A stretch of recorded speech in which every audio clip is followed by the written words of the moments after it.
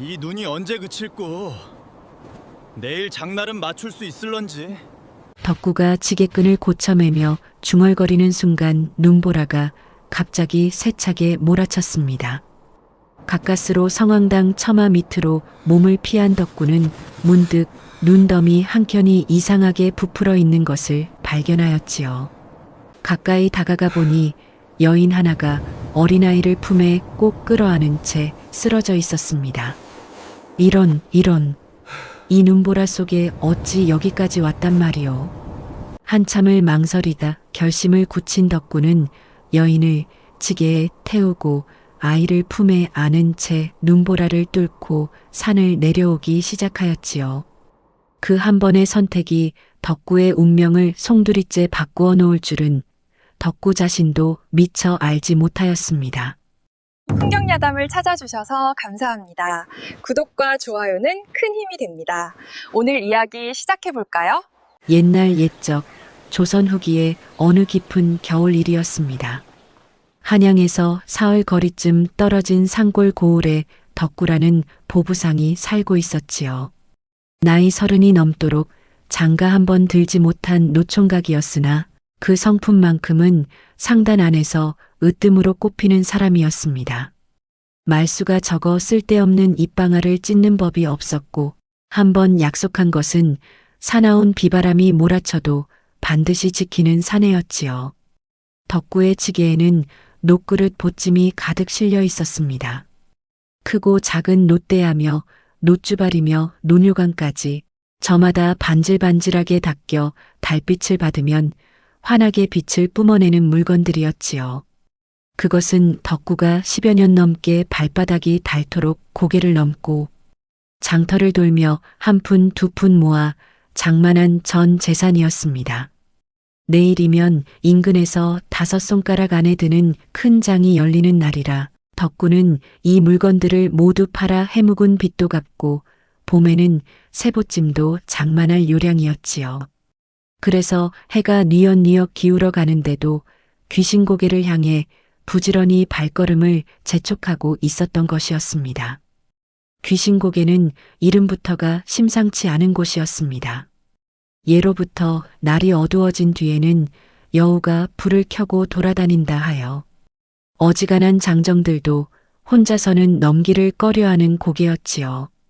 고갯마루 중턱에는 오래된 성황당이 하나 자리를 잡고 있었는데 금이 간 돌담 안에 빛바랜 신이가 모셔져 있어 길손들이 두 손을 모아 무사히 넘기를 빌고 가는 곳이기도 하였습니다. 덕구도 그 앞을 지날 때면 을에 머리를 조아리고 발길을 이어가곤 하였지요. 그런데 고개를 절반쯤 올랐을 무렵 갑자기 하늘이 낯빛으로 뒤바뀌더니 한치 앞도 분간하기 어려운 폭설이 쏟아지기 시작하였지요. 바람은 칼날처럼 뺨을 파고들었고 눈발은 눈을 뜨지 못할 만큼 거세게 몰아쳤습니다. 무거운 보찜을 진 덕구는 몸을 앞으로 반쯤 숙인 채 한 걸음 한 걸음 눈을 헤쳐 나아갔으나 발이 자꾸만 무릎 깊이까지 빠져들어 여간 힘든 것이 아니었습니다. 덕구는 쓰러진 여인과 아이를 발견하고 그 자리에 멈추어 서서 한참을 망설였습니다. 지게 위에 보찜을 바라보았다가 다시 쓰러진 두 사람을 바라보았다가 또다시 사납게 몰아치는 눈보라를 바라보았지요. 그것은 덕구의 전 재산이었습니다. 그것을 버리고 나면 당장 내일 장에 내놓을 물건이 없어지는 것이고 빚은 빚대로 남아 상단에서 쫓겨날 처지가 될 수도 있었지요. 덕구의 마음속에서 두 가지 목소리가 팽팽하게 맞서 싸웠습니다. 그러나 오래지 않아 덕구는 결심을 굳혔습니다. 재물은 다시 모아도 목숨은 한 번 가면 끝이지. 덕구가 긴 한숨과 함께 중얼거렸습니다. 그러고는 지게를 내려놓고 보찜을 풀기 시작하였지요. 성황당 앞마당 가장자리에 있는 커다란 바위 아래로 다가가 두 손으로 눈을 힘껏 파헤친 덕구는 놋그릇 보찜을 정성스레 눕혀넣고 그 위에 돌을 가지런히 쌓아 나중에 다시 찾을 수 있도록 표식을 하였습니다. 보찜을 묻는 손끝이 미세하게 떨렸으나 덕구는 끝내 뒤를 돌아보지 않았습니다. 이윽고 덕구는 텅 빈 지게를 바로 세우고 쓰러진 여인을 조심스럽게 들어 지게판 위에 기대어 앉혔습니다.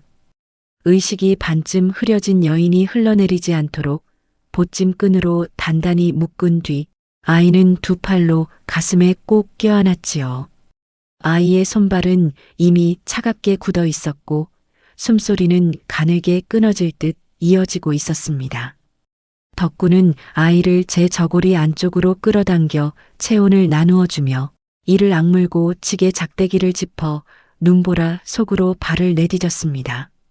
지게에 여인을 태우고 아이를 품에 안은 무게는 녹그릇 보찜 못지않게 묵직하였습니다.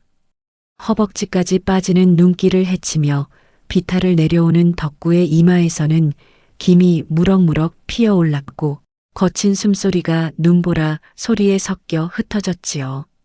발을 한번 내디딜 때마다 지게가 삐걱거렸으나 덕구는 멈추지 않았습니다. 고개를 거의 다 내려왔을 무렵이었습니다. 저 멀리 성황당 쪽에서 기묘한 불빛이 반짝이는 것이 눈에 들어왔지요. 푸르스름하고 잔잔한 그 빛은 폭설 속에서도 또렷하게 일렁이고 있었습니다. 그러나 덕구는 돌아볼 겨를이 없었습니다. 품 안의 아이가 가느다란 신음을 내뱉었으니 한시라도 빨리 따뜻한 곳을 찾아야 했던 것이었지요. 덕구는 그저 앞만 보고 걸었습니다. 사정없이 몰아치는 바람을 가슴으로 받아내며 어둠 속 산길을 묵묵히 내려갔습니다.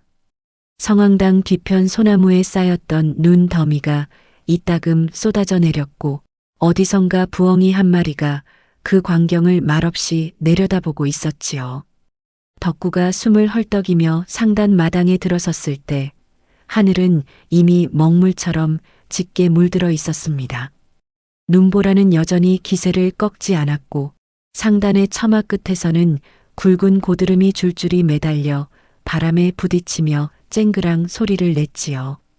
덕구는 지게를 세우고 여인을 부축하여 내린 뒤 품 안의 아이를 꼭 쥔 채 안채 쪽으로 발걸음을 옮겼습니다. 그때였습니다. 안채 쪽 문이 삐걱 열리며 기름진 얼굴에 눈을 가늘게 뜬 사내가 등잔불을 손에 들고 마중을 나왔지요. 상단의 살림 전반을 틀어쥐고 있는 최객주였습니다. 나이는 덕구보다 10살가량 위였으나 그 눈빛만큼은 한겨울 얼음장처럼 차갑고 날카로워 상단 사람들 모두가 그 앞에서는 몸을 사리곤 하였지요. 최객주와 덕구 사이에는 남들이 모르는 오래된 앙금이 있었습니다. 2해 전 어느 가을밤 덕구는 상단 창고 뒤편에서 최객주가 낯선 사내와 은밀히 물건을 주고받는 장면을 우연히 목격하였지요.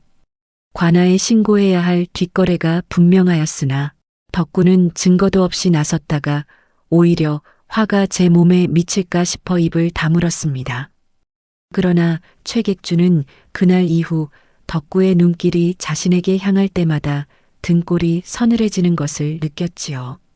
덕구가 언제 입을 열지 모른다는 불안이 2해 동안 최객주의 가슴속에서 자라고 있었던 것이었습니다. 그러던 차에 덕구가 빈 지게로 낯선 모녀를 데려온 것이었습니다. 최객주는 등잔불을 높이 들어 덕구의 빈 지게를 위아래로 훑어보는 순간 속으로 조용히 쾌재를 불렀지요. 덕구를 몰아붙일 명분이 하늘에서 떨어진 것이나 다름없었으니 이 기회에 덕구를 완전히 짓밟아 상단에서 내쫓아버리면 2해 묵은 불안을 한꺼번에 털어낼 수 있었습니다. 최객주는 입꼬리를 비틀며 천천히 입을 열었지요. 장날 물건은 어디다 팔아먹고 거렁뱅이들을 업고 왔느냐? 최객주의 목소리는 조용하였으나 그 안에 담긴 냉기는 바깥의 눈보라보다 더 서늘하였습니다. 상단 안에서 불침번을 서던 일꾼들이 하나둘 고개를 내밀었고 부엌에서 저녁 설거지를 하던 아낙들도 손을 멈추었지요. 덕구는 품 안의 아이를 단단히 감싸 쥔 채 고개를 들었습니다. 눈밭을 헤치며 산을 내려오느라 온몸이 젖어 있었고 어깨와 허벅지는 이미 감각을 잃어가고 있었지요. 그러나 덕구는 목소리를 가다듬어 차근차근 사정을 고하였습니다.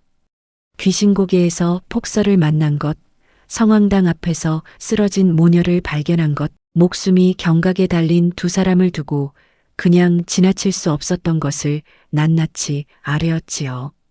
물건은 성황당 바위 아래 고이 묻어두었으니 눈이 그치면 당장 찾아오겠노라고도 덧붙였습니다. 최객주는 덕구의 말을 끝까지 듣지도 않았습니다. 손에 들고 있던 등잔불을 옆 기둥에 걸더니 느닷없이 손바닥을 들어 덕구의 뺨을 세차게 내리쳤지요. 찰싹하는 소리가 마당 가득 울려 퍼졌고 덕구는 비틀거리면서도 품 안의 아이만큼은 놓치지 않으려 두 팔에 힘을 주었습니다. 물건을 묻어두었다고? 내가 그 말을 곧이곧대로 믿을 것 같으냐? 어디서 술이나 처마시고 물건은 날려버린 것을 모녀 타령으로 둘러대는 것이 뻔하지 않느냐? 최객주는 한술 더 떠 여인 쪽으로 등잔불을 가져다 대며 위아래를 훑어보았습니다. 여인의 해진 무명치마며 맨발에 감긴 낡은 집신이 불빛에 드러났고 아이는 겁에 질려 덕구의 저고리 자락을 꼭 붙들었지요. 어디서 이런 재수 없는 것들을 들였느냐? 최객주는 혀를 차며 마당 바닥에 침을 뱉었습니다. 그 서슬에 여인은 몸을 잔뜩 웅크렸고 상단 사람들은 누구 하나 나서지 못한 채 고개를 돌려버렸지요. 바로 그때 안채 깊숙한 곳에서 기침소리가 들려오더니 흰 수염을 기른 노인이 천천히 모습을 드러냈습니다. 상단의 주인인 행수 어른이었지요. 행수 어른은 마당의 정황을 한눈에 살피더니 나직하되 무게 있는 목소리로 최객주를 불러 세웠습니다. 최서방, 밤손님은 일단 드리는 것이 도리일세. 사정은 내일 따져도 늦지 않으니. 행수 어른의 한마디에 최객주는 이를 갈면서도 한 발 물러섰습니다. 덕구는 가까스로 모녀를 위한 방 한 칸을 얻어낼 수 있었습니다. 그러나 최객주는 덕구의 소매를 붙들며 귓가에 낮게 속삭였지요. 그 모녀의 밥값까지 내 몸으로 다 갚아야 할 것이야. 그것을 잊지 말거라. 말끝에 실린 도끼가 귓속 깊이 파고들었으나 덕구는 입술을 꾹 깨물며 고개를 끄덕였습니다. 방 안으로 들어서자 온돌 바닥에서 희미한 온기가 올라왔습니다. 덕구는 아이를 아랫목에 조심스럽게 눕히고 여인도 그 곁에 뉘었지요. 여인의 손이 바들바들 떨리다가 서서히 잦아들었고 아이는 온기를 느꼈는지 작게 신음하며 눈꺼풀을 파르르 움직였습니다. 덕구는 억울함에 가슴이 메어왔으나 제 저고리 자락을 꼭 붙들고 놓지 않는 아이의 작은 손을 보며 복받치는 감정을 꾹 삼켰습니다. 그날 밤 최객주는 상단 창고 뒤편에서 낯선 사내와 다시 은밀히 만났습니다. 두 사람의 목소리는 낮았으나 주고받는 말의 내용은 어둠 속에서도 심상치 않은 것이었지요. 최객주는 덕구가 잃어버린 물건의 행방을 캐내라 단단히 이르고 있었으니 그 눈빛에는 단순한 의심을 넘어선 무언가 검은 속내가 짙게 서려 있었습니다. 찬바람이 창고 처마를 스치며 날카롭게 울었고 하늘에서는 눈이 여전히 소리 없이 내리고 있었지요.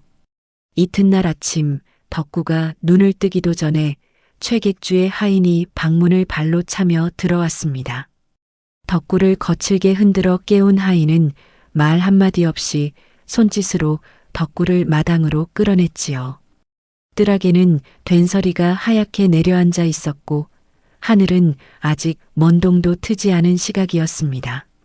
덕구가 눈을 비비며 서 있자 최객주가 두툼한 솜 누비를 걸치고 손을 등 뒤로 맞잡은 채 천천히 걸어 나왔습니다. 최객주는 덕구 앞에 멈추어 서더니 품속에서 보부상 패 하나를 꺼내 들었습니다. 덕구가 10년 넘게 품에 지니고 다니던 바로 그 패였지요. 나무에 붉은 글씨로 이름과 소속 상단을 새긴 작은 패 하나가 보부상에게는 하늘과도 같은 것이었으니 그것이 없으면 장터에 발을 들릴 수도 행수 어른의 이름 아래 물건을 떼어올 수도 없었습니다. 최객주는 그 패를 손가락으로 튕기며 희죽 웃었지요. 물건도 없이 돌아온 보부상이 무슨 패를 차고 다니느냐. 내가 잃어버린 값을 몸으로 갚는 동안은 내가 맡아두겠다. 최객주는 패를 제 주머니에 집어넣으며 덕구에게 세일감을 내밀었습니다. 상단 뒤편 마구간의 말구유를 치우는 일과 날마다 똥장군을 지어 밭에 거름을 나르는 일이었지요. 상단에서 가장 천하고 고된 일을 골라 맡긴 것이었습니다. 하루아침에 촉망받던 보부상에서 상단의 뒷간이나 치우는 머슴 신세로 전락해버린 것이었습니다. 덕구와 함께 장터를 누비던 동료 보부상들은 눈길을 피하였고 부엌일을 하던 안악들은 수군거리며 입을 가렸지요. 덕구는 이를 악물고 말구유 앞에 섰습니다. 구린내가 코를 찔렀으나 덕구는 묵묵히 삽을 들었습니다. 산에 묻어둔 녹그릇을 찾으러 가고 싶은 마음은 굴뚝 같았습니다. 눈이 그치고 길이 열리면 당장 귀신고개로 달려가 보찜을 찾아오면 모든 것이 해결될 터였지요. 그러나 최객주가 보낸 감시자들이 덕구의 일거수일투족을 빠짐없이 지켜보고 있었습니다. 덕구가 마당 밖으로 한 발짝만 내디디려 하면 어디선가 하인 하나가 불쑥 나타나 가로막았으니 옴짝달싹할 수 없는 처지였지요. 한편 월서는 자리에 누워 신세만 질 수 없다며 기력이 조금 돌아오자마자 상단 부엌일을 자처하였습니다. 덕구 때문에 이 집에 몸을 붙이고 있으니 조금이라도 보탬이 되겠다는 것이었지요. 이른 새벽부터 아궁이에 불을 지피고 밥을 안 치고 된장을 끓이는 월선의 모습은 상단 안악들 사이에서도 야무지다는 소리를 들을 만하였습니다. 덕구는 고된 하루를 마치고 돌아오는 길에 부엌 창호지 너머로 일렁이는 불빛을 볼 때마다 처음으로 집이라는 것이 생긴 듯한 느낌을 받았지요. 두 사람은 그렇게 아침 저녁으로 마주치며 말 한마디씩을 나누기 시작하였습니다.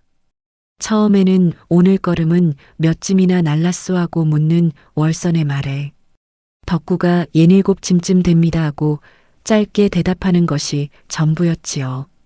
그러나 날이 쌓일수록 두 사람 사이의 말수는 조금씩 늘어났고 버들이가 어느 날 아침 덕구의 발소리를 듣고는 아버지 오셨어요 하고 방긋 웃은 날부터 셋은 자연스레 한 가족처럼 되어 있었습니다.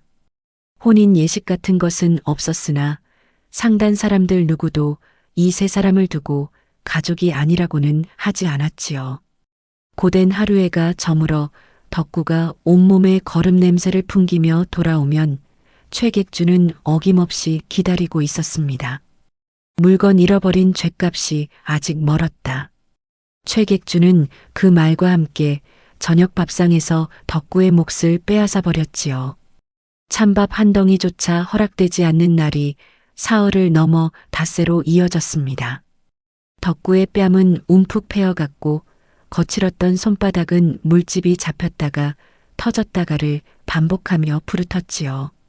어느 날 밤 월서는 덕구의 저고리를 벗기다 어깨 위로 드러난 시퍼런 멍과 부르튼 살갗을 보고는 소매로 눈물을 훔쳤습니다. 아무 말도 하지 못하고 떨리는 손으로 덕구의 상처를 어루만졌지요. 덕구는 오히려 멋쩍게 웃으며 고개를 저었습니다. 죽을 사람 살렸으니 이 정도 매는 달다 하지 않겠소. 덕구가 낮게 중얼거리자 월서는 고개를 돌리며 소리 없이 어깨를 떨었습니다. 버들이는 7살 남짓되어 보이는 아이였는데 온기를 되찾고 나서도 두 눈이 허공을 향한 채 초점을 잡지 못하였지요. 덕구는 처음 그것을 알아챘을 때 가슴이 먹먹해졌으나 내색하지 않았습니다. 버들이는 아버지라 부를 사람 하나 없이 자란 아이였는데 어느새 덕구의 거친 손을 찾아 꼭 쥐고는 하였지요. 덕구가 고된 하루를 마치고 돌아오면 버들이는 발소리만 듣고도 덕구임을 알아채어 방문 쪽으로 얼굴을 돌렸습니다.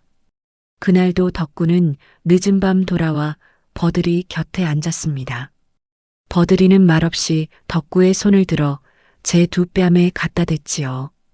부르튼 손바닥의 거친 살결이 아이의 보드라운 뺨에 닿는 순간 버들이는 고개를 떨구었습니다. 상단의 다른 사람들은 이 세 사람을 향해 수군거리고 비웃었으나 그 좁은 방 안에서만큼은 세상 어느 곳보다 따뜻한 무언가가 피어오르고 있었지요. 최객주의 눈초리는 날이 갈수록 더욱 날카로워졌습니다. 덕구가 아무리 묵묵히 고개를 숙이고 일을 해내어도 끝이 보이지 않았고 갚아야 할 죗값은 최객주의 입에서 나올 때마다 조금씩 불어나 있었지요. 상단 마당 한켠에 세워진 지게는 날마다 거름 냄새를 풍겼고 그 위에 올려야 할 녹그릇 보찜은 아직도 귀신고개 눈 속 어딘가에서 덕구를 기다리고 있었습니다. 며칠이 지나도 최객주의 행패는 수그러들 기미가 없었습니다. 오히려 날이 갈수록 더욱 교묘하고 집요해졌지요. 덕구가 아무리 묵묵히 고개를 숙이고 일을 해내어도 최객주는 새로운 트집거리를 만들어 덕구의 목을 조여왔습니다. 상단 안 사람들은 저마다 최객주의 눈치를 보느라 덕구 편을 들어주는 이가 하나도 없었으니 덕구 가족의 처지는 마치 사방이 막힌 우물안과 같았습니다. 첫 번째 위기는 뜬금없이 들이닥쳤습니다. 어느 날 아침 최객주가 상단 사람들을 마당에 모아놓고 목소리를 높였지요. 요즘 상단에 전염병이 돌 기세이니 이는 필시 외지에서 들어온 부정한 것들 탓이요. 어서 그 모녀를 내쫓아야 상단이 무사할 것이요. 최객주의 말이 떨어지기가 무섭게 상단 사람들 사이에서 웅성거림이 일었습니다. 전염병이라는 말에 겁을 집어먹은 일꾼들이 하나둘 고개를 끄덕이기 시작하였지요. 덕구는 그 자리에서 무릎을 꿇었습니다. 나으리 부디 너그러이 보아주시옵소서. 모녀는 아무 죄가 없사옵니다. 덕구가 두 손을 모아 빌었으나 최객주는 코웃음을 치며 외면하였지요. 월서는 버들이를 등 뒤로 숨기며 몸을 잔뜩 웅크렸고 버들이는 상황을 감지하였는지 어머니의 치마폭을 두 손으로 꼭 쥐었습니다. 그런데 바로 그 순간 최객주의 표적이 느닷없이 바뀌었습니다. 두 번째 위기였지요. 최객주는 갑자기 언성을 바꾸어 그보다 더 급한 일이 생겼소 하고 외치더니 행수 어른이 아끼는 옷가락지가 사라졌다고 선언하였습니다. 그러고는 지체 없이 덕구의 방으로 쳐들어가 이불을 뒤집고 짐 보따리를 헤집기 시작하였지요. 덕구는 어안이 벙벙하여 말 한마디 제대로 꺼내지 못하였습니다. 최객주의 하인들이 방 안을 샅샅이 뒤지는 동안 최객주는 팔짱을 낀 채 덕구를 내려다보았습니다. 덕구, 내 이놈. 물건도 떼어먹고 이번엔 행수 어른 폐물에 손을 댔느냐. 최객주의 목소리는 마당 밖까지 울려 퍼졌고 구경하던 상단 사람들의 눈초리가 일제히 덕구에게로 쏠렸지요. 덕구는 억울함에 온몸이 떨려왔으나 증거를 들이밀 수도 없는 처지였습니다. 최객주는 누명을 거두는 대신 세 번째 위기를 들이밀었습니다. 내일 장날까지 상단에 쌀가마니 100개를 혼자 창고에서 광으로 날라라. 그것을 해내면 이번 일은 없던 것으로 하겠다. 들어줄 수 없는 조건이었지요. 장정 5이 달라붙어도 하루 해가 짧을 양이었으나 덕구에게는 달리 선택지가 없었습니다. 덕구는 그날 저녁부터 빗속에서 가마니를 나르기 시작하였습니다. 하늘에서는 굵은 빗줄기가 쏟아져 내렸고 마당은 순식간에 진창으로 변하였지요. 가마니 하나가 물을 머금어 평소보다 훨씬 무거웠으나 덕구는 이를 악물고 등짐을 지었습니다. 10개, 20개, 30개를 넘기자 어깨뼈가 불에 달군 듯 타들어갔지요. 50개를 넘겼을 무렵에는 어깨 살점이 터져 저고리 등판으로 피가 배어 나왔습니다. 최객주는 창고 처마 아래 의자를 내다 놓고 앉아 술잔을 기울이며 그 모습을 지켜보았습니다. 어이, 덕구야. 힘이 달리느냐? 보부상 노릇도 못하더니 이것조차 버겁냐? 최객주는 술잔을 내려놓으며 껄껄 웃었지요. 빗속에서 온몸이 흠뻑 젖은 채 가마니를 이고 비틀거리는 덕구를 보며 조롱을 퍼부었습니다. 월서는 빗속으로 뛰어나가려 하였으나 최객주의 하인들이 가로막았습니다. 월서는 문틈으로 남편의 모습을 바라보며 두 손을 모아 쥐었지요. 버들이는 빗소리 너머로 들려오는 아버지의 거친 발소리와 가마니가 바닥에 쿵 떨어지는 소리를 하나하나 세었습니다. 70번, 71번, 72번. 덕구가 90번째 가마니를 나르고 잠시 기둥에 기댔을 때였습니다. 최객주가 자리에서 일어나 덕구에게 다가오더니 손에 쥔 새끼줄을 번쩍 들어 덕구의 등을 힘껏 내리쳤지요. 아직 10개가 남았다. 쉬는 것이 어디 있느냐. 새끼줄 끝이 살을 파고드는 감각에 덕구는 앞으로 고꾸라질 뻔하였으나 두 손으로 땅을 짚으며 간신히 몸을 세웠습니다. 빗소리와 새끼줄 소리와 덕구의 거친 숨소리가 뒤섞인 그 밤, 상단의 등잔불은 하나둘 꺼져갔습니다. 아무도 나서지 않았지요. 다만 문틈 너머에서 버들이가 작고 차가운 두 손을 꼭 모은 채 아버지의 발소리가 끊어지지 않기를 숨죽여 빌고 있었습니다. 봄이 올 듯 말 듯 망설이는 2월 초순이었습니다.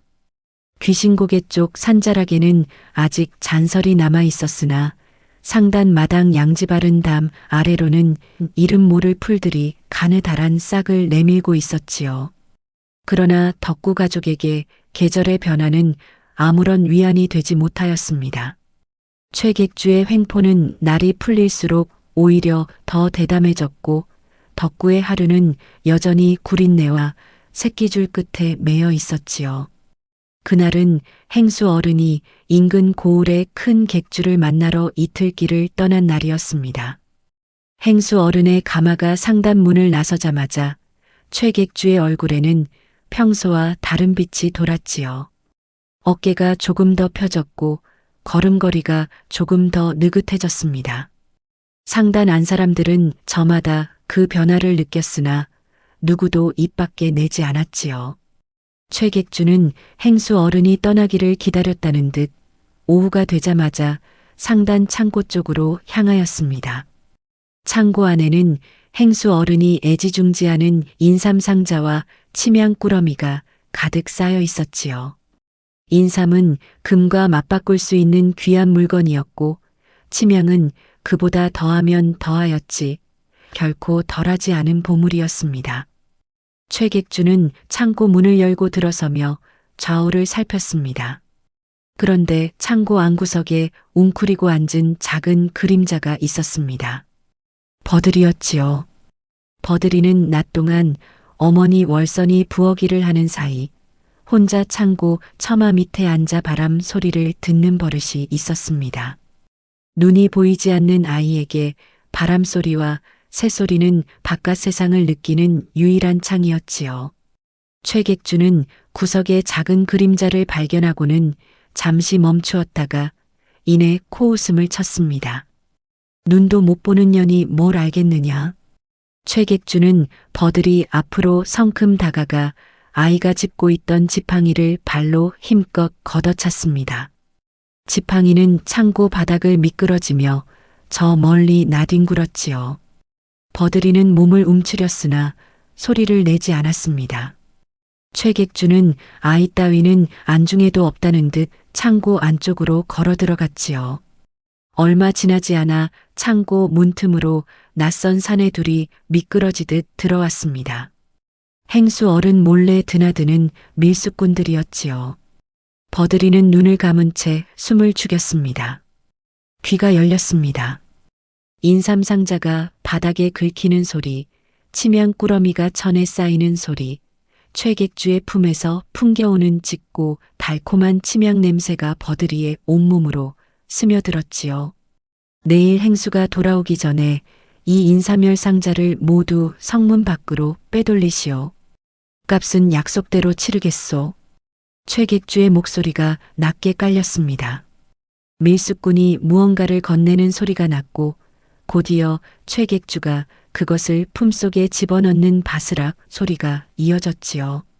버드리는 숨소리조차 죽인 채 그 모든 것을 귀로 새겼습니다. 쇳소리가 3번, 상자가 바닥을 긁는 소리가 5번, 최객주의 발소리가 창고 안을 2번 돌았지요. 최객주는 밀수꾼과 술잔을 부딪히며 한껏 목소리를 낮추었습니다. 행수 그 늙은이도 머지않아 이 상단에서 물러나게 될 것이요. 그리 되면 내가 이 상단의 주인이 될 것이니 그때는 지금보다 훨씬 큰 거래를 트게 될 것이요. 최객주의 목소리에는 오랫동안 품어온 야심이 짙게 배어 있었지요.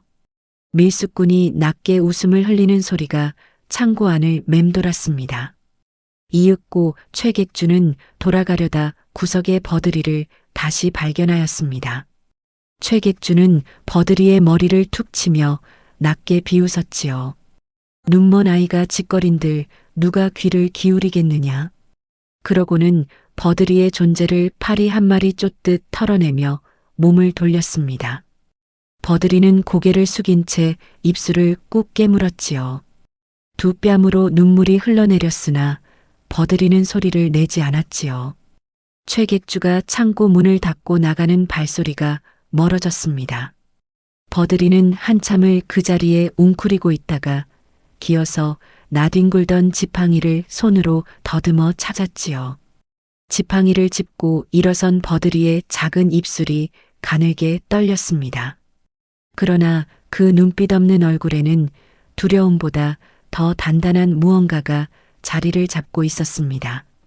아버지 덕구에게 달려가야 한다는 것, 오늘 귀로 새긴 것을 단 하나도 잊어서는 안 된다는 것을 버드리는 온몸으로 느끼고 있었지요. 그날 밤이었습니다. 최객주는 창고에서 돌아온 뒤 상단 사람들을 마당에 불러 모았습니다. 평소와 달리 목소리에 여유가 넘쳤고 입꼬리에는 느른한 웃음이 걸려 있었지요. 최객주는 팔짱을 끼고 천천히 입을 열었습니다. 덕구 그놈이 이 상단에 들어온 뒤로 크고 작은 불상사가 끊이질 않소. 오늘부터 저 세 사람은 안채 근처에 얼씬도 못하게 할 것이니 소금 헛간으로 옮기도록 하시오. 아무도 나서서 반대하지 않았습니다. 행수 어른이 자리를 비운 사이 상단 안의 모든 것은 최객주의 소나기에 있었지요. 덕구 가족은 그렇게 상단 구석에 처박힌 소금 헛간으로 쫓겨났습니다. 헛간은 사방벽이 소금기를 머금어 축축하였고 바닥에는 가만히 몇 장이 전부였지요. 불을 들릴 아궁이는커녕 창 하나 없었으니 한낮에도 어둠이 가시지 않는 곳이었습니다. 밤이 되자 창기운이 발끝부터 스며들어 뼛속까지 파고들었지요. 덕구는 가마니를 들어 월선과 버드리를 감싸주었으나 제 몸을 가릴 것이 남지 않았습니다. 덕구는 헛간 벽에 등을 기대고 앉아 떨리는 몸을 억지로 다독였습니다. 하루 종일 걸음을 나르고 새끼줄에 등을 맞은 몸이었으니 창기운이 상처 위로 파고드는 것이 여간 고통스러운 것이 아니었지요. 그러나 덕구는 신음 한 번 내지 않았습니다. 옆에서 버드리가 잠든 숨소리를 내고 있었으니까요. 월선은 품속을 뒤져반 토막난 고구마 하나를 꺼냈습니다. 낮에 부엌일을 하다 몰래 숨겨둔 것이었지요. 월선은 그것을 덕구에게 내밀었으나 덕구는 고개를 저으며 잠든 버드리의 입가에 살며시 밀어 넣어 주었습니다. 버드리는 꿈결에 오물거리다 작게 삼켰지요. 두 사람은 말없이 그 모습을 바라보았습니다. 한참 뒤 월선이 낮은 목소리로 입을 열었습니다. 낮에 버드리가 창고에서 돌아오더니 제 귀에 이상한 말을 하였어요. 덕구가 몸을 기울였지요. 월서는 버들이가 전한 것들을 하나하나 풀어놓았습니다. 최객주가 밀수꾼과 나눈 말, 인삼상자를 빼돌리려 한다는 것, 행수 어른을 몰아내고 상단을 차지하려 한다는 야심까지였지요. 덕구는 듣는 내내 두 눈이 점점 가늘어졌습니다. 이윽고 잠에서 깬 버들이가 몸을 일으키며 덕구의 손을 더듬어 찾았습니다. 덕구가 손을 내밀자 버들이는 그것을 꼭 쥐고 조심스럽게 입을 열었지요. 아버지, 최객주 아저씨 몸에서 우리 집 창고에는 없는 아주 진하고 달콤한 냄새가 나요. 그리고 쇳소리가 3번 났고 무거운 상자 소리가 5번 났어요. 버들이의 목소리는 가늘었으나 또렷하였습니다. 덕구는 버들이의 말을 허투루 흘려듣지 않았습니다. 7살 배기 아이가 두려움 속에서도 그 모든 것을 기억하고 있다는 사실이 덕구의 가슴을 울렸지요. 덕구는 버들이를 가만히 끌어안으며 낮게 말하였습니다. 버들아, 내가 오늘 들은 것은 아주 중요한 것이다. 잘 기억해 두거라. 버들이는 아버지의 품에 얼굴을 묻은 채 고개를 끄덕였습니다. 월서는 남편의 차가운 발을 제 치마폭으로 감싸며 덕구의 옆으로 바짝 붙어 앉았습니다. 헛간안은 여전히 뼈를 애는 듯 차가웠으나 세 사람이 서로의 온기를 나누는 그 작은 자리만큼은 조금씩 따뜻해지고 있었지요. 월선이 덕구의 손을 잡으며 나직이 말하였습니다. 조금만 참으셔요. 하늘이 무심치 않으실 겁니다. 덕구는 아무 말 없이 월선의 손을 꼭 쥐었습니다. 덕구는 천장을 올려다보았습니다. 소금 헛간의 낡은 석가래 틈으로 별빛이 한 줄기 가느다랗게 흘러들어오고 있었지요. 덕구는 그 빛을 바라보며 속으로 되뇌었습니다. 비록 지금 이 자리가 바닥이라 하더라도 진실은 어둠 속에서도 빛나는 법이라고, 귀신곡의 성황당 바위 아래 묻어둔 녹그릇처럼 제 결심도 언젠가는 반드시 빛을 발할 것이라고. 버들이는 어느새 다시 잠이 들었습니다. 아버지의 품에 기댄 채 고른 숨을 내쉬는 아이의 얼굴은 낮의 두려움이 씻겨나간 듯 평온하였지요. 월선도 덕구의 어깨에 머리를 기대어 눈을 감았습니다. 헛간 밖에서는 2월의 바람이 처마를 스치며 낮게 울었고 석가래 틈으로 들어오는 별빛은 세 사람의 얼굴 위에서 조용히 일렁이고 있었습니다. 이튿날 아침부터 버들이는 달라졌습니다. 여전히 말수가 적고 조용한 아이였으나 귀만큼은 어느 때보다 날카롭게 곤두서 있었지요. 버들이는 낮 동안 헛간 문 가까이 앉아 상단 안의 소리들을 하나하나 가려들었습니다. 사람들의 발소리만으로도 누가 어디로 향하는지를 알아챘고 창고 쪽에서 들려오는 소리는 특히 놓치지 않으려 숨을 죽였지요.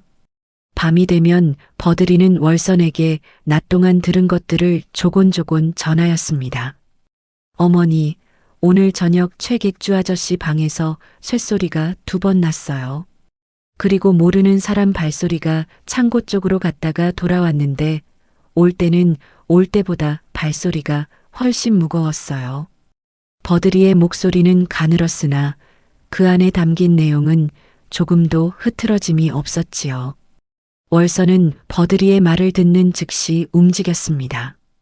덕구가 예전에 쓰던 보부상 보찜끈을 꺼내 들었지요. 질기고 긴 삼끈이었는데 덕구가 장터를 누빌 때 보찜을 단단히 묶던 바로 그것이었습니다. 월선은 버들이가 전한 숫자와 내용에 맞추어 끈 위에 매듭을 짓기 시작하였습니다. 쇳소리 2번은 작은 매듭 2, 무거운 발소리는 큰 매듭 하나, 창고를 드나든 횟수는 끈의 간격으로 표시하였지요. 글을 모르는 사람도 손으로 더듬어 읽을 수 있는 기록이었습니다. 사흘이 지나고 나흘이 지났습니다. 보찜 끈 위의 매듭은 날마다 조금씩 늘어갔지요. 버들이는 밤마다 어머니에게 낮의 소리를 전하였고 월서는 그것을 매듭으로 새겼습니다. 덕구는 고된 노역을 마치고 돌아오면 월선이 지은 매듭끈을 두 손으로 천천히 더듬었지요. 손끝으로 매듭의 크기와 간격을 짚어가며 최객주가 빼돌린 물품의 종류와 수량을 하나하나 파악해 나갔습니다. 인삼이 몇 상자, 침향이 몇 근, 비단이 몇 필인지가 손가락 끝에서 또렷하게 읽혔지요. 그러던 어느 날 밤이었습니다. 월선이 등잔불도 없이 어둠 속에서 매듭을 짓고 있을 때였지요. 헛간 문 밖에서 발소리가 멈추었습니다. 버들이가 먼저 알아채고 월선의 손을 꼭 쥐었지요. 최객주의 하인이 헛간을 엿보러 온 것이었습니다. 문틈으로 가느다란 등잔불빛이 새어 들어왔지요. 덕구는 그 기척을 느끼는 순간 자리에 드러 누웠습니다. 눈을 감고 입을 벌린 채 짐짓 드르렁 코를 골기 시작하였지요. 어찌나 그럴듯하게 코를 고는지 문 밖의 하인은 잠시 기웃거리다 이내 발소리를 죽이며 물러갔습니다. 월선은 그 틈에 매듭끈을 제 치마 안쪽 깊숙이 감추었지요. 덕구가 눈을 뜨자 버들이가 소리 없이 웃었습니다. 오랜만에 보는 버들이의 웃음이었지요. 긴장이 가라앉은 뒤 덕구는 다시 매듭끈을 손에 들었습니다. 끈을 천천히 더듬던 덕구의 손가락이 어느 매듭 위에서 멈추었지요. 침향 냄새에 관한 기록이었습니다. 버들이가 처음 창고에서 맡았다고 한바로 그짓고 달콤한 냄새, 그것이 최객주의 소매와 품속에서 난다는 것을 버들이는 여러 차례 확인하였지요. 덕구는 그 매듭을 손끝으로 꾹 눌렀습니다. 이것이 결정적인 증거가 될 수 있겠다는 생각이 뇌리를 스쳤지요. 마침 그 무렵 상단에 소식 하나가 돌았습니다. 행수 어른이 예정보다 하루 일찍 돌아온다는 것이었지요. 그 소식이 퍼지자마자 최객주의 얼굴에서 여유가 사라졌습니다. 창고를 들락거리는 발걸음이 부산해졌고 하인들을 불러 다그치는 목소리가 잦아졌지요. 무언가를 서둘러 처리하려는 기색이 역력하였습니다. 덕구는 그 변화를 놓치지 않았습니다. 덕구는 월선을 돌아보며 나직이 말하였습니다. 부인, 때가 가까워 오고 있소. 월선은 말없이 고개를 끄덕이며 치마 안쪽의 매듭끈을 손으로 짚었지요. 버들이는 두 사람의 목소리에서 무언가를 읽었는지 아버지의 손을 찾아 꼭 쥐었습니다. 헛간 밖에서는 바람이 상단 마당을 한 바퀴 돌며 지나갔고 처마 끝에 매달린 마른 풀잎이 바스락 소리를 내며 흔들렸지요. 행수 어른이 돌아오기 전날 밤이었습니다. 최객주는 상단 마당을 종종 걸음으로 오가며 하인들에게 연신 무언가를 지시하였지요. 평소에 느긋하고 오만한 걸음걸이는 온데간데 없었고 그 눈빛에는 쫓기는 짐승 같은 초조함이 역력하였습니다. 덕구는 걸음통을 쥐고 마당을 오가는 척하며 그 모습을 눈에 담았지요. 때가 무르익고 있었습니다. 최객주는 이튿날 새벽 행수 어른이 당도하기 전에 마지막으로 대규모 비단 꾸러미를 성문 밖으로 빼돌리려 소달구지를 준비하고 있었습니다. 비단은 인삼이나 침향과 달리 부피가 크고 무거운 것이었으니 한 번에 실어 나르려면 달구지가 아니고서는 어림도 없었지요. 최객주는 믿을 만한 장정 셋을 골라 달구지 곁에 세워두고 동이 트기 전에 움직이라 단단히 일렀습니다. 덕구는 그날 밤 헛간에서 월선과 마주 앉아 낮은 목소리로 의논하였습니다. 행수 어른이 들어오는 길목은 상단 동쪽 솔밭을 지나는 외길이었지요. 덕구는 새벽닭이 울기 전에 그 길목으로 빠져나가 행수 어른의 가마를 기다리기로 하였습니다. 그러나 문제가 있었지요. 최객주의 하인들이 밤새 상단 문을 지키고 있었으니 덕구가 몰래 빠져나가려면 그들의 눈을 따돌릴 방도가 필요하였습니다. 월선이 조용히 입을 열었습니다. 제게 생각이 있어와요. 월선은 부엌대기로 일하는 동안 상단 창간에 드나들며 익힌 약초 지식이 있었지요. 그 중에 쥐방울 덩굴 뿌리를 달인 물이 있었는데 조금만 마시면 한동안 다리에 힘이 풀려 움직이기 어려워지는 것이었습니다. 독은 아니었으나 한나절쯤 자리를 지키기 어렵게 만드는 데는 충분한 것이었지요. 월선은 낮에 부엌에서 그것을 미리 다려두었다가 저녁 무렵 문지기 하인들에게 돌아가는 약참 국에 몰래 섞어 넣었습니다. 이경이 지날 무렵이었습니다. 문을 지키던 하인 둘이 담 아래 주저앉아 다리를 주무르기 시작하였지요. 한 명은 끙끙거리며 자리에 드러누웠고 다른 한 명도 기둥에 기댄 채 눈꺼풀이 무거워졌습니다. 덕구는 헛간 문틈으로 그 모습을 확인하고 버들이를 돌아보았지요. 버들아, 최객주 발소리가 어느 쪽이냐? 덕구가 낮게 물었습니다. 버들이는 귀를 쫑긋 세우고 잠시 숨을 죽였다가 입을 열었지요. 창고 쪽이에요, 아버지. 지금 안에 있어요. 덕구는 고개를 끄덕였습니다. 최객주가 창고 안에 있는 사이가 바로 빠져나갈 틈이었지요. 덕구는 월선의 손을 한번 꼭 쥐었습니다. 월선은 말없이 품속에서 매듭끈을 꺼내 덕구의 손에 쥐어주었지요. 날마다 밤마다 버들이의 귀와 월선의 손끝으로 엮어온 것이었습니다. 덕구는 그것을 가슴 깊이 품었지요. 이 끈 하나가 최객주의 모든 비리를 담고 있었으니 이것을 행수 어른 앞에 펼쳐 보이는 순간이 바로 결전의 순간이었습니다. 덕구는 허리를 낮추고 담 모퉁이를 따라 상단 문 쪽으로 몸을 움직였습니다. 달은 구름 뒤에 숨어 있었고 마당은 짙은 어둠에 잠겨 있었지요. 덕구는 숨소리조차 죽인 채 문틈을 빠져나갔습니다. 바깥에는 아직 이른 봄에 찬 공기가 가득하였고 동쪽 솔밭 너머로 가는 샛별 하나가 떠 있었지요. 솔밭 길목에 이른 덕구는 소나무 뒤에 몸을 숨기고 앉아 기다렸습니다. 솔잎 사이로 스치는 바람소리 외에는 아무 소리도 없었지요. 덕구는 품 안의 매듭끈을 손으로 다시 한번 천천히 더듬었습니다. 매듭 하나하나에 버들이의 떨리는 목소리와 월선의 차가운 손끝이 담겨 있었지요.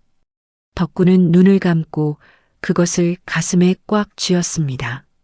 얼마나 지났을까요? 솔밭 저 끝에서 등불빛이 흔들리며 다가오는 것이 보였습니다. 가마 앞뒤로 횃불을 든 하인들이 늘어서 있었고 가마 안에는 행수 어른이 타고 있었지요. 덕구는 천천히 몸을 일으켰습니다. 두 다리는 떨렸으나 두 손에 쥔 매듭끈만큼은 흔들리지 않았지요. 솔밭을 가르며 불어오는 새벽바람이 덕구의 등을 밀어주는 듯 하였습니다. 행수 어른의 가마가 솔밭 길목에 멈추었습니다. 횃불을 든 하인들이 갑자기 나타난 덕구를 보고 일제히 앞을 가로막았지요. 썩 물러서지 못하느냐? 앞에 선 하인이 호통을 쳤으나 덕구는 꼼짝도 하지 않았습니다. 덕구는 두 무릎을 꿇고 두 손을 땅에 짚으며 가마를 향해 큰 소리로 외쳤지요. 행수 어른, 소인 덕구이옵니다. 부디 소인의 말씀을 들어주시옵소서. 가마 안에서 잠시 침묵이 흘렀습니다. 이윽고 가마 문이 열리며 흰 수염을 기른 행수 어른이 천천히 모습을 드러냈지요. 긴 여행에 지친 기색이었으나 눈빛만큼은 여전히 맑고 깊었습니다. 행수 어른은 땅에 엎드린 덕구를 내려다보며 나직이 입을 열었지요. 덕구야, 이 새벽에 여기서 무슨 일이냐? 덕구는 고개를 들어 행수 어른을 바라보았습니다. 그동안 묵혀두었던 말들이 한꺼번에 목구멍으로 밀려 올라왔지요. 덕구는 숨을 한번 크게 들이켜고 입을 열었습니다. 귀신고개에서 모녀를 구한 일, 최객주에게 누명을 쓴 일, 보부상 패를 빼앗기고 머슴 신세로 전락한 일, 가리고 최객주가 2회 전부터 상단의 물건을 빼돌려온 비리까지 차근차근 아뢰었지요. 행수 어른은 아무 말 없이 덕구의 이야기를 끝까지 들었습니다. 덕구는 품속에서 매듭끈을 꺼내 2손으로 받쳐 올렸습니다. 어르신, 이것은 소인의 처가 날마다 최객주의 비리를 귀로 듣고 손으로 새겨온 기록이옵니다.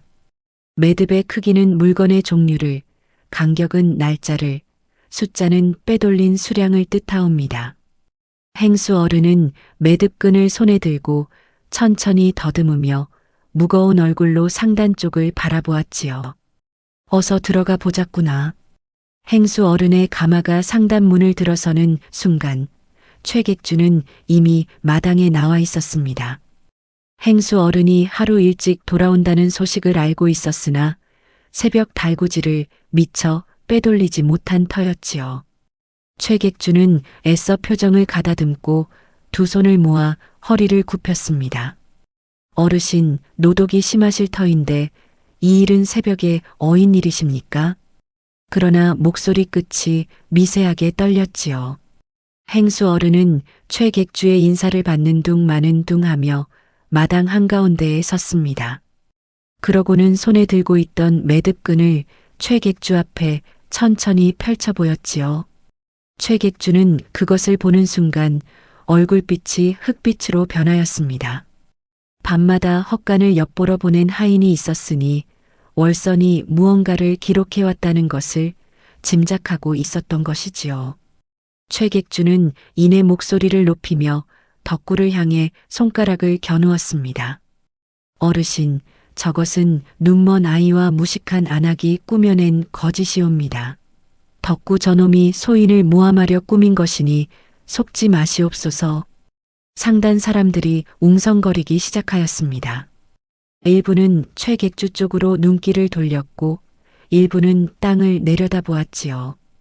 오랫동안 최객주의 눈치를 보아온 터라 선뜻 나서는 이가 없었습니다.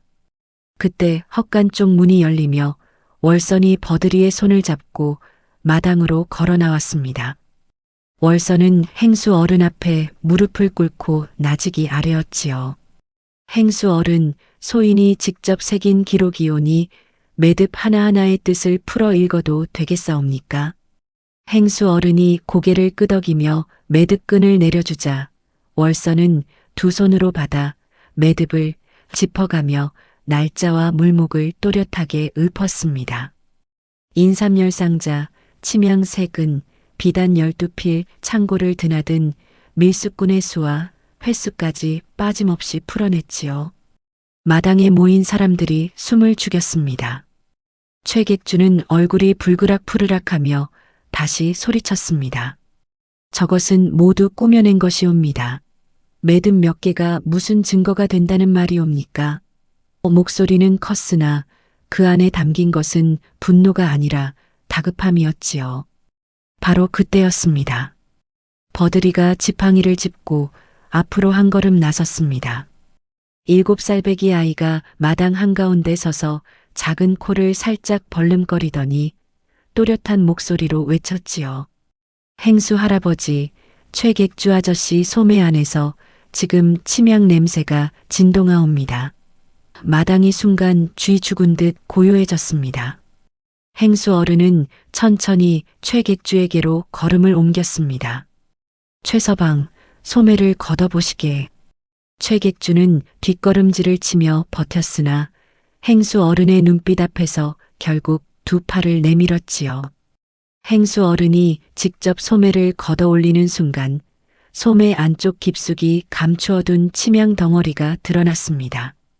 행수 어른이 품속을 뒤지자 이번에는 거짓으로 새긴 낙관과 밀수꾼에게서 받은 엽전 꾸러미까지 쏟아져 나왔지요. 마당 바닥에 나뒹구는 물건들을 보며 상단 사람들 사이에서 탄식이 터져 나왔습니다. 최객주는 그 자리에서 무릎을 꿇었습니다. 어르신, 살려주시옵소서. 한 번만 눈을 감아주시옵소서. 최객주의 목소리는 순식간에 작아졌지요. 그러나 행수 어른의 얼굴은 굳어 있었습니다. 행수 어른은 최객주를 내려다보며 낮고 단호하게 말하였지요. 믿음을 배신한 자는 상업을 할 자격이 없느니라. 행수 어른은 하인들에게 눈짓을 하였고 최객주는 두 팔이 묶인 채 관하로 압송되었습니다. 상단문을 나서는 최객주의 뒷모습을 아무도 돌아보지 않았지요. 마당에는 잠시 깊은 정적이 흘렀습니다. 이윽고 행수 어른이 덕구를 바라보았지요. 덕구는 여전히 마당 한가운데 서 있었습니다. 온몸에 거름 냄새가 배어 있었고 저고리 등판에는 새끼줄에 맞은 자국이 아직 가시지 않았지요. 그러나 그 눈빛만큼은 흔들림이 없었습니다. 행수 어른은 천천히 고개를 끄덕이며 깊은 한숨을 내쉬었지요. 동쪽 하늘이 붉게 물들기 시작하였고 상단 마당에는 봄 새벽에 찬 공기가 가득하였습니다. 최객주가 끌려간 뒤 상단 마당에는 한동안 무거운 침묵이 흘렀습니다. 사람들은 저마다 눈길을 어디에 두어야 할지 몰라 하였지요. 오랫동안 최객주의 눈치를 보며 덕구 가족을 외면하였던 터라 누구도 선뜻 고개를 들지 못하였습니다. 봄 새벽에 찬 공기가 마당을 가득 채운 가운데 행수 어른이 천천히 덕구에게로 걸음을 옮겼지요. 덕구야, 내가 귀신고개에서 묻어두었다는 녹그릇 보찜, 아직 거기 있겠느냐? 행수 어른의 목소리는 낮고 조용하였습니다. 덕구는 두 손을 모아 고개를 끄덕였지요. 성황당 앞 큰 바위 아래 표식을 해두었으니 반드시 있을 것이옵니다. 행수 어른은 잠시 덕구의 얼굴을 바라보더니 입을 열었습니다. 그렇다면 함께 가보자꾸나. 행수 어른은 그 자리에서 상단 사람들을 이끌고 귀신고개로 향하였습니다. 덕구와 월선, 버들이도 그 뒤를 따랐지요. 봄볕이 막 고갯길을 물들이기 시작한 이른 아침이었습니다. 겨우내 단단하게 얼어붙었던 땅이 녹아 발밑에서 사박사박 소리를 냈고 고갯길 양옆으로는 진달래 봉우리가 터질 듯 부풀어 있었지요. 버들이는 봄 내음을 맡으며 덕구의 손을 꼭 쥐고 걸었습니다. 성황당에 이르자 덕구는 망설임 없이 앞마당 가장자리 큰 바위 쪽으로 걸어갔습니다. 겨우내 눈이 쌓이고 녹기를 반복하였으니 표식으로 쌓아둔 돌무더기가 흐트러져 있었지요. 덕구는 무릎을 꿇고 두 손으로 돌을 하나씩 걷어내기 시작하였습니다. 행수 어른과 상단 사람들이 숨을 죽인 채 지켜보았지요. 월선은 두 손을 모은 채 입술을 달싹였고 버들이는 아버지의 손길 소리를 들으며 꼼짝도 하지 않았습니다. 돌을 모두 걷어내고 덕구가 손으로 흙을 파헤치자 이윽고 낡은 삼끈이 손끝에 걸렸습니다. 덕구는 천천히 보찜을 끌어올렸지요. 겨우내 땅속에 묻혀 있었으나 보찜은 온전하였습니다. 덕구가 끈을 풀자 안에서 녹그릇들이 하나하나 모습을 드러냈지요. 크고 작은 놋대하며 놋주발이며 논요강까지 봄 햇살을 받아 환하게 빛을 뿜어냈습니다.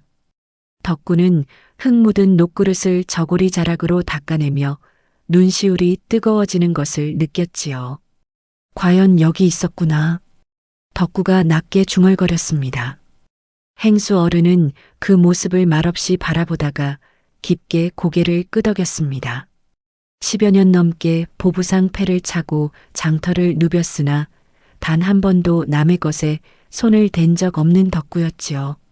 전 재산을 땅에 묻고 낯선 모녀의 목숨을 건진 사내였습니다. 행수 어른은 성황당 앞에 서서 덕구를 향해 천천히 입을 열었지요. 덕구야, 사람이 가장 어려울 때 무엇을 택하는가를 보면 그 사람의 됨됨이를 알 수 있느니라. 너는 그날 밤 전 재산을 눈 속에 묻고 낯선 생명을 택하였으니 하늘이 어찌 가만히 있었겠느냐.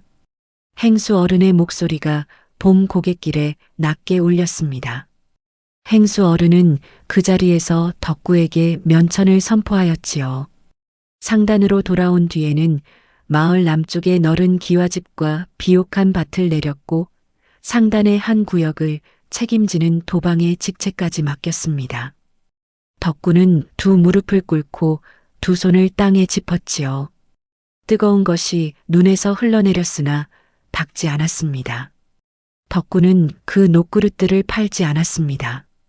대신 모두 녹여 마을 어귀에 커다란 가마솥 하나를 만들었지요.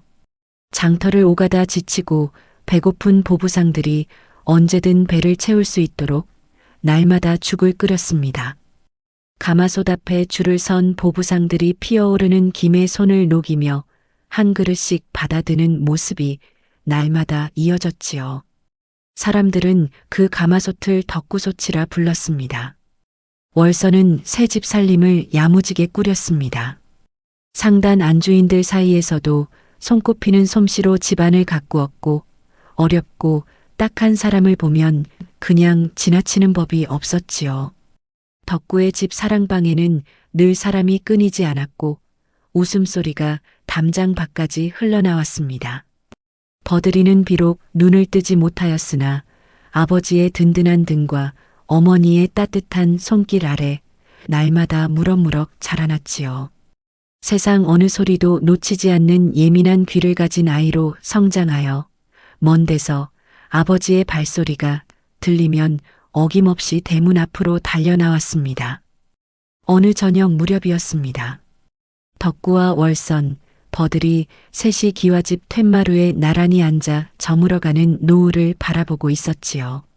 서쪽 하늘이 붉게 물들었다가 서서히 보랏빛으로 가라앉았고 마을 어귀 가마솥에서는 저녁죽 끓이는 냄새가 바람을 타고 흘러왔습니다.